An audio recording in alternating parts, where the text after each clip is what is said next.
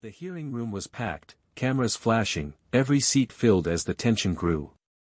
Former Attorney General William Barr leaned forward, his voice sharp and forceful, ready to reassert his dominance in the spotlight. He raised his tone, pointing directly at Representative Jasmine Crockett, his words cutting through the air like a blade. "Your questions are ridiculous," Barr thundered, slamming his hand on the table. "You don't understand how the law works, and I'm not going to sit here and let you lecture me." The room went silent. All eyes turned toward Crockett. Most expected her to shrink back, maybe to lose composure under the former Attorney General's booming attack. But instead, she smiled. Calm, confident, and unshaken. Leaning into her microphone, Crockett began slowly, deliberately. "Mr. Barr, you might be used to raising your voice to avoid answering direct questions. But yelling doesn't make your arguments any stronger, it only makes your weakness more obvious." Gasps rippled through the crowd. Barr shifted in his chair, suddenly less certain. Crockett continued, her voice unwavering. "You sat in that chair with the responsibility to protect justice, not to bend it for power. And now you want to shout at me because I'm asking what the American people deserve to know. I'm not intimidated by your volume. I'm interested in your answers. And clearly, you don't have them." Barr tried to interject, his face turning red, but Crockett pressed on, her words slicing through his attempt to regain control. "When you hide behind anger instead of facts, you prove exactly why this country is tired of excuses. You don't get to lecture me on the law, I practice it every day, and I hold you accountable today." The crowd erupted with murmurs, reporters scribbling furiously, cameras zooming in on Barr's shaken expression. The once dominant figure sat back, his mouth opening but no words coming out. For the first time in the exchange, Barr looked powerless. Crockett closed with a line that instantly went viral. "You can erupt all you want, but eruptions fade. The truth, however, remains." The audience burst into applause, and the clip raced across social media within minutes. Hashtags calling out Barr's meltdown trended worldwide. Crockett didn't just withstand the storm, she turned it into a moment that left Barr visibly humiliated, a permanent mark on his legacy. Barr's eruption still echoed through the hearing room, but the atmosphere had already shifted. Members of the committee leaned forward in their seats, some smirking at the spectacle unfolding before them. Cameras locked onto every twitch of Barr's face, waiting for his rebuttal. He finally leaned toward the mic, his voice lower this time but still dripping with indignation. "You think you can lecture me about the law? I've been in this system longer than you've even been in politics," Barr snapped, shaking his head with a condescending grin. But Crockett didn't flinch. She calmly adjusted the stack of papers in front of her, flipping through highlighted pages as though Barr's words were nothing more than background noise. She paused, then raised her eyes with the same calm precision that had already shaken him moments before. "Longevity doesn't equal credibility," she shot back. "Plenty of people have been in the system for decades and still manage to fail the people they swore to serve." The crowd stirred again. Reporters could hardly keep up, typing furiously to capture every line. Barr tightened his jaw, clearly rattled by her refusal to bend to his authority. Then, Crockett leaned in further, her tone cutting but professional. "Your anger doesn't intimidate me. It only exposes the fact that you don't have real answers. And if you truly believe your years in power give you a free pass, then today is the reminder that no one is above accountability." The silence that followed was heavy, the kind that makes everyone aware they're witnessing history in real time. Barr shifted uncomfortably in his chair, the smug grin fading as Crockett prepared her next move. She lifted a folder thick with documents and tapped it lightly against the table, the sound echoing through the hearing room. "You see, Mr. Barr," she began, her voice steady but sharp, "I came prepared. And unlike shouting, facts don't evaporate when the cameras stop rolling." She pulled out a page, holding it up for the committee. "This is your own written statement from 2 years ago, where you promised full transparency in matters involving the Department of Justice. Yet when it came time to deliver, you dodged, you stalled, and you shielded those in power instead of protecting the law. Barr's face tightened. He opened his mouth, but Crockett raised her hand slightly, controlling the pace of the conversation like a seasoned trial lawyer. Now you want to stand here and claim authority over me, she continued. Authority without accountability is nothing but abuse. A murmur ran through the audience, louder than before. Even some members of the committee leaned back, eyebrows raised at the sharpness of her words. Barr tried to interrupt, his tone rising again. That's not what happened. But Crockett cut him off with precision. Then explain it. Explain why your actions consistently protected the powerful while ordinary people were left unprotected. Because until you do, your eruption here today is nothing more than a performance to cover failure. The cameras zoomed in on Barr, his lips pressed tightly together, his eyes darting to the committee members as if searching for an ally. But in that moment, he had none. Barr straightened in his chair, clearly stung by Crockett's words. He gripped the microphone, his voice rising once again as frustration boiled over. You're twisting everything. You don't understand the complexities of these decisions. I had to protect the institution, not bow to partisan demands, he barked, his hands slamming down on the desk for emphasis.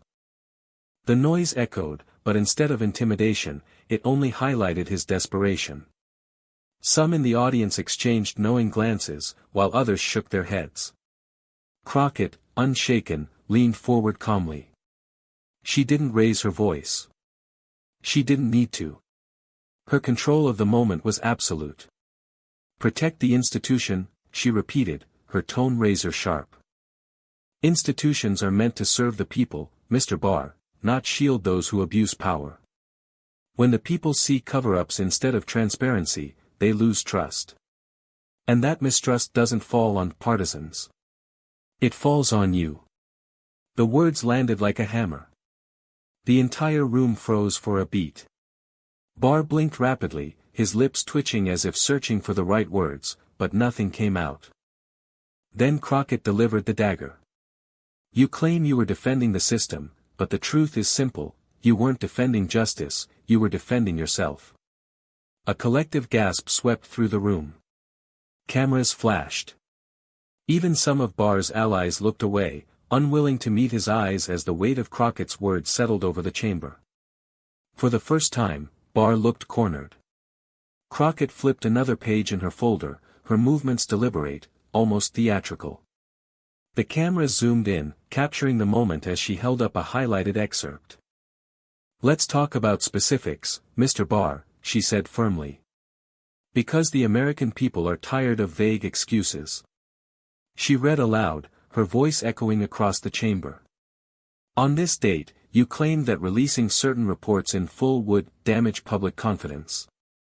Yet, withholding those same reports shielded powerful figures from scrutiny.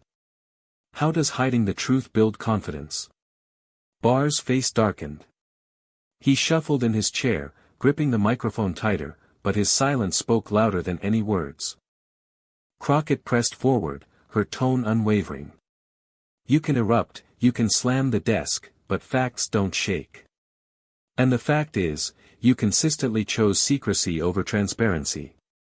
That's not protecting the people. That's protecting the powerful.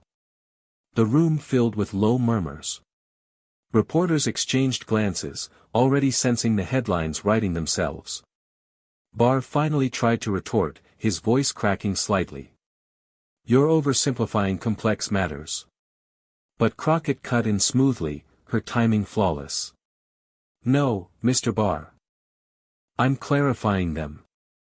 And that's why you're so uncomfortable. Because when stripped of excuses, your actions don't look complex, they look corrupt. Gasps filled the air, followed by a thunder of camera shutters. Barr's jaw tightened, but the damage was done. The audience knew it. The committee knew it. And most importantly, Barr knew it. The chamber was tense, the silence between words more powerful than the outbursts that had come before. Barr sat stiffly, his jaw clenched, eyes darting nervously across the room. The man who once commanded entire institutions now looked like he was struggling just to hold the floor. Crockett leaned forward, her tone calm but laced with steel. You see, Mr. Barr, justice doesn't disappear just because it makes powerful people uncomfortable. That's not how this works. If accountability feels like an attack, it's only because you've chosen to stand on the wrong side of it. The room erupted with murmurs again, the words cutting sharper than any raised voice ever could. Reporters scribbled frantically, knowing they had just captured the soundbite of the day. Barr attempted to recover, forcing a smirk. You're grandstanding, he said, trying to project calm. You're putting on a show for the cameras. Crockett didn't miss a beat. She gave a slight smile, then delivered her counterstrike. If demanding answers in front of the American people is a show, then yes, I'll keep performing. Because unlike you, I don't fear sunlight. I welcome it. The crowd gasped again, and this time, even members of the committee who had sat stone-faced throughout allowed themselves a faint nod. The cameras zoomed in on Barr, catching his grim expression as Crockett's words hung in the air like a gavel slamming down. In that moment, it was clear, Barr's eruption had collapsed into silence, while Crockett's clapback had risen into history. Barr shifted forward again, clearly unwilling to let the silence mark his defeat. His voice cracked slightly as he forced it louder, trying to reclaim control. You don't know what it's like to carry the weight of those decisions, he snapped, his tone sharp but shaky. I made the tough calls to preserve order. Without those choices, the system would have collapsed under political pressure. His words hung in the air, but this time they sounded less like authority and more like desperation. Crockett leaned back in her chair for a moment, letting the weight of his claim settle. Then, with perfect timing, she leaned into the microphone again. Her tone was softer now, but far more dangerous. Mr. Barr, she said slowly, what you call preserving order, the people outside this building call betrayal. Because every time you buried the truth to protect the powerful, you chipped away at the very foundation of that system you claim to defend. The audience stilled again, every ear straining to catch her next words. She continued, her voice firm. You didn't save the system. You weakened it. And that's why today, instead of standing here respected, you're sitting here erupting. Because deep down, you know history won't remember you as the man who defended justice, it will remember you as the man who ran from it. Barr's face flushed, his lips twitching as though he wanted to lash out again, but no words came. The silence was deafening. The cameras caught every flicker of unease, every crack in the mask he had tried so hard to maintain. And Crockett, once again, looked unshaken. The silence stretched, heavy and suffocating. Barr shifted in his chair, gripping his notes but never turning a page. The man who had entered the chamber with fire now looked like he was sitting in the ashes of his own argument. Crockett seized the moment. She leaned closer to the microphone, her voice quiet but commanding enough to pull every eye in the room back to her. You see, Mr. Barr, power doesn't protect you from accountability. It only makes the fall harder when accountability finally arrives. The crowd reacted instantly, gasps, murmurs, and the clicking of dozens of cameras capturing the moment. Barr's eyes narrowed, but his silence betrayed the truth, he had no defense left. Crockett pressed further, her tone rising just enough to drive the point home. You came here today to lecture, to shout, to erupt, but eruptions fade. The record remains. And this record shows a man who used his position not to defend justice, but to hide it. The audience burst into low applause, quickly hushed by the committee chair, but the damage was done. The chamber wasn't on Barr's side anymore, it was on Crockett's. Barr sat motionless, his hand frozen on the microphone, but he couldn't bring himself to speak. The silence said it all. Crockett leaned back in her chair, composed, as though she had known from the beginning that this would be the outcome. Crockett let the silence linger, her calm demeanor standing in sharp contrast to Barr's defeated posture. Then, deliberately, she shifted her gaze, not at Barr, not at the committee members, but straight into the cameras. Her voice was clear, steady, and unmistakably aimed beyond the hearing room. To the American people watching this, she began, you deserve the truth. You deserve leaders who don't hide behind closed doors, who don't erupt when asked hard questions, and who don't confuse power with accountability. The audience stirred again, realizing she had shifted the battle from the chamber to the national stage. Crockett continued. Mr. Barr may believe his years in power shield him, but no one is above the truth. And if asking these questions makes him uncomfortable, then maybe that says more about his actions than about mine. The chamber buzzed. Reporters leaned forward, knowing they were watching a clip that would air on every news channel within hours. Barr sat frozen, his head slightly bowed, unable to interrupt without looking weaker than he already did. Crockett closed with a piercing line. Transparency isn't optional. Accountability isn't partisan. And eruptions, no matter how loud, can't silence the truth. The audience erupted into another wave of murmurs, flashes lighting the room. For the first time, the cameras didn't linger on Barr, they stayed on Crockett. Barr finally lifted his head, his face flushed but determined not to leave the exchange in silence. He leaned toward the microphone, his voice lower now, almost pleading but still laced with pride. You're painting a distorted picture, he muttered. History will remember the choices I made as necessary, even if unpopular. You can grandstand here all you want, but when the dust settles, the record will vindicate me. It was his last attempt to reclaim dignity, to suggest that time would erase the sting of this moment. Crockett tilted her head slightly, her expression calm, almost sympathetic, but her words carried the final blow. Mr. Barr, history doesn't remember who shouted the loudest. It remembers who stood on the side of truth. And today, on this record, the truth is not with you. The line landed with thunderous force. Gasps filled the chamber, followed by the frenzied clicking of cameras capturing Barr's stunned expression. His jaw tightened, but his silence betrayed everything, he had no answer left. The chair banged the gavel to restore order, but the damage was irreversible. Barr sat defeated, while Crockett remained steady, her reputation soaring as the moment spread beyond the walls of the hearing room. In living rooms, on phones, across headlines, one clip would define the day, Jasmine Crockett leaving William Barr humiliated, not with volume, but with truth. The gavel struck again, but the murmurs in the chamber refused to die down. The exchange had already taken on a life of its own, spreading in real time across phones and television screens nationwide. Barr sat motionless, his earlier eruptions reduced to silence. His once commanding presence was gone, replaced by the image of a man visibly shaken under the weight of his own record. Crockett, meanwhile, didn't gloat.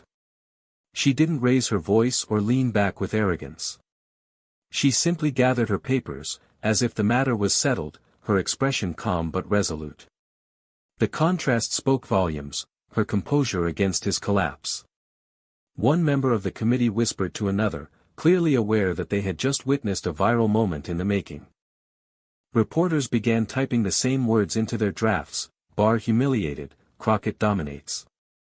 Finally, Crockett delivered a closing remark that sealed the exchange. This hearing is not about egos. It's not about eruptions. It's about the truth. And the truth has no volume, it simply stands. The room erupted into quiet applause once more, hushed again by the chair, but the impact was undeniable. Jasmine Crockett had turned a heated clash into a defining moment of accountability. Barr slumped back in his chair, avoiding the cameras, while Crockett sat tall, knowing her words would echo far beyond the chamber walls. As the hearing adjourned, the sound of the gavel faded into the background, but the story was only beginning. Reporters rushed from the chamber, phones buzzing with alerts, cameras replaying the fiery exchange on endless loops. Clips of Barr's eruption and Crockett's flawless clapbacks flooded social media within minutes. Headlines exploded across every major outlet. Crockett leaves Barr humiliated in fiery showdown. Eruption backfires as Crockett dominates hearing. On Twitter, hashtags trended instantly. Millions shared the moment where Barr's face froze in silence as Crockett delivered her final lines. The clip spread beyond politics, it became a cultural moment, a viral example of standing firm against power. Back inside the chamber, Barr quietly slipped out a side door, avoiding questions, his earlier bravado nowhere to be found. Meanwhile, Crockett was surrounded by reporters, microphones extended, voices clamoring for a statement. She raised her hand, silencing the chaos with the same calm authority she carried all day. "My words inside the chamber speak for themselves," she said firmly. "Accountability isn't optional. It's required." And today, that truth was made clear. The crowd erupted in shouts of questions, but Crockett turned gracefully and walked away, leaving the cameras chasing after her, not Barr. It was undeniable, Jasmine Crockett had seized the moment, and in doing so, she had left William Barr's legacy battered in front of the nation. By nightfall, the showdown had consumed the national conversation. News panels replayed Crockett's words on loop, analysts dissected every second of Barr's eruption, and late-night hosts teased the moment as if it were already etched into history. Commentators noted the striking contrast, Barr's outbursts, heavy with anger, versus Crockett's steady control, armed only with facts and composure. It wasn't just a clash, it was a turning point. Polls and online reactions poured in, overwhelmingly praising Crockett's poise under fire. Memes spread across social media, Barr slamming the desk paired with captions mocking his collapse, while Crockett's calm smile became a symbol of quiet but undeniable power. In the days that followed, it was clear who had won the exchange. Barr's reputation had taken a public hit, while Crockett's profile rose higher than ever before. For many, she became the embodiment of accountability, proving that eruptions fade, but truth remains. The confrontation was more than a headline. It was a viral, defining moment where one calm voice cut through the noise, leaving a powerful figure humiliated and the nation watching in awe. And as history recorded it, William Barr's eruption became nothing more than the spark that lit Jasmine Crockett's rise. The following week, the ripple effects were still unfolding. Editorials filled the pages of major newspapers, framing the exchange as a textbook example of accountability versus arrogance. Political commentators admitted, some begrudgingly, that Barr had underestimated Crockett, and paid the price for it. Clips of her lines continued to circulate, now reaching millions who hadn't even followed the hearing live. College debate teams dissected her performance as a model of composure under pressure. Advocacy groups cited her words in speeches and rallies, drawing inspiration from how she stood tall against one of the most powerful figures of recent years. Meanwhile, Barr's allies struggled to defend him. Every attempt to spin his eruption as passion only invited more ridicule. His silence after Crockett's final line had already burned into the public's memory. Inside Washington, whispers grew louder. Jasmine Crockett wasn't just a rising star, she was a force to be reckoned with. Her ability to dismantle Barr with nothing but facts and composure had proven she could hold her ground against anyone. What was supposed to be another heated but forgettable hearing had transformed into something larger. A cultural flashpoint. A reminder that when truth is spoken with clarity, even the loudest eruptions collapse into silence. And in that silence, it was Jasmine Crockett's voice the nation remembered. In the weeks that followed, the confrontation between William Barr and Jasmine Crockett became more than just a viral clip, it became a political landmark. Analysts on both sides admitted the exchange had shifted the narrative, exposing how anger collapses under the weight of facts. Barr's eruption was replayed endlessly, but never as a show of strength. It became a cautionary tale, a moment where volume failed and silence spoke louder than rage. His legacy, once anchored in authority, now carried the stain of public humiliation. Crockett, on the other hand, emerged as the clear victor. Her calm defiance, her precision with facts, and her refusal to be shaken turned her into a household name. Interviews poured in, her words quoted in headlines, her composure praised across the political spectrum. But for Crockett, it wasn't about the headlines. In her own words, delivered at a press conference days later, she summed up the moment simply. "This was never about me versus William Barr. It was about the truth versus denial. And in that fight, the truth always wins." Those words cemented her role not just as a sharp debater, but as a voice of accountability. What began as a heated eruption ended as a defining moment, one where Jasmine Crockett didn't just withstand the storm, she owned it. And history would remember it not as William Barr's eruption, but as Jasmine Crockett's triumph.